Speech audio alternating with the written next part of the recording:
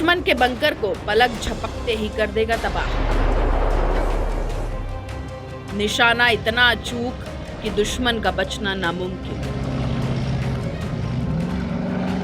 High altitude में भी ये दुश्मन के छुड़ा देगा छक्के।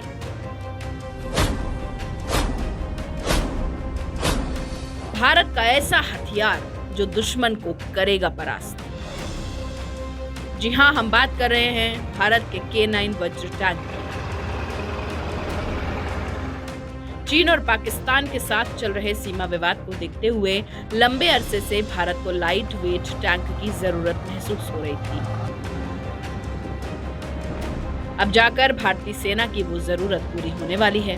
अगले साल तक भारतीय सेना की आर्टिलरी में लाइट वेट टैंक्स यानी कि हल्के वजन के तोप मौजूद होंगे।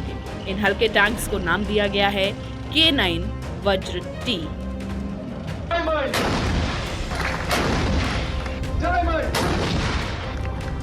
पहला light weight tank Mk 1 series का होगा।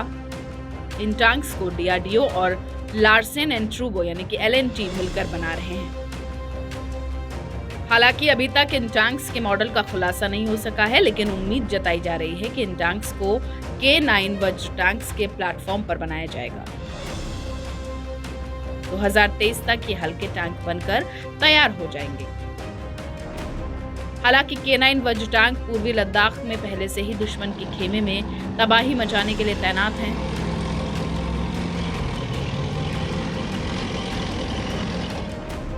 भारतीय सेना ने K9 होवित्जर रेजिमेंट को LAC के पास लद्दाख में बीते साल अक्टूबर के महीने में तैनात कर दिया था।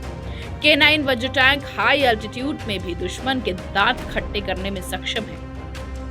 K9 Vajra tank automatic cannon based artillery system है, जिसकी सटीक मारक क्षमता 40 से लेकर 52 किलोमीटर है, जबकि ऑपरेशन रेंज 480 किलोमीटर है। इसमें 48 राउंड गोले स्टोर होते हैं।